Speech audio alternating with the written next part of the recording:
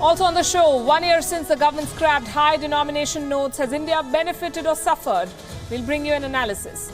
From a Chief Justice forced to flee to a journalist gone missing, why Hindus in Bangladesh feel they're being targeted. A special report coming up from Dhaka. As Delhi turns into a gas chamber, what is the government doing and what do cities across the world do to fight pollution? China has launched satellites ostensibly to create its own GPS network, but is this actually a tool for sophisticated snooping? You may love him or more likely hate him, but you cannot ignore Donald Trump and his gaffes. 1 year since he won the election, we picked the top 5. And what do pandas have to do with diplomacy? A lot if you're dealing with China. We'll tell you more ahead on the show. But first, to what happened in India exactly a year ago. Prime Minister Narendra Modi stunned the country by banning 500 and 1,000 rupee notes. He said that he was waging a war on black money and the move is in the larger good of the nation. But has Modi's biggest gamble really paid? And for whom? Here's a quick lowdown. 500 rupee and 1,000 rupee currency notes will no longer be legal tender from midnight to night, that is 8th November 2016.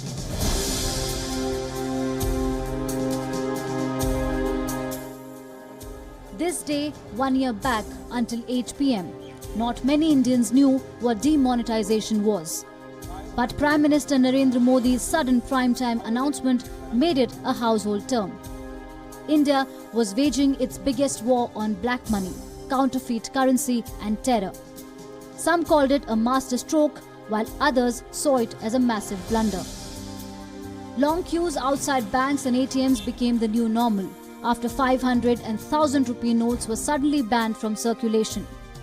Today, on the first anniversary of note ban, the government and the opposition tried their best to prove a point.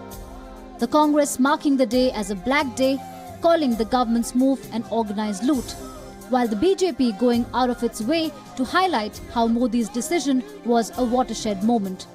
Bharatiya Janata party की ओर से हम लोग ये मानते हैं कि देश की अर्थव्यवस्था और देश के व्यापक भविष्य के लिए जो यथास्थितिवाद स्टेटस को था, उसको बदलना अति अनिवार्य था. The status quo needed to be shaken up.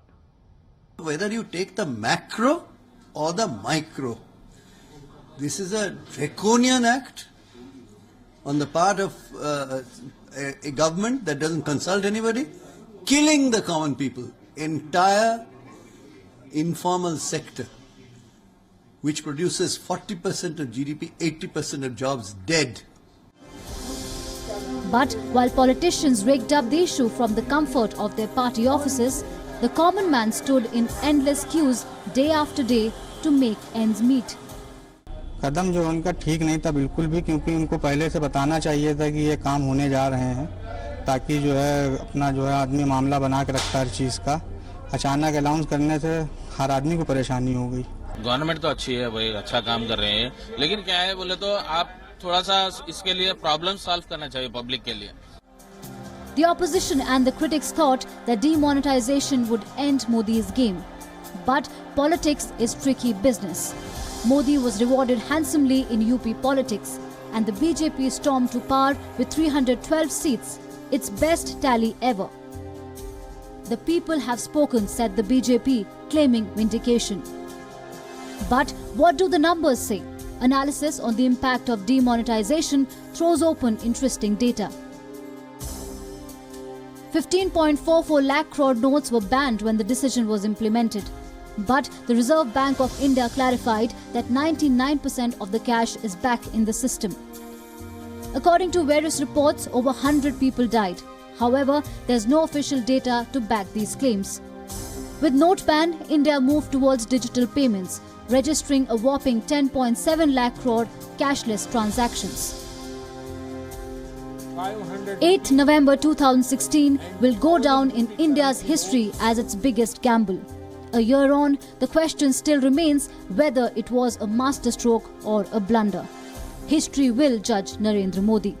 Bureau Report, WION.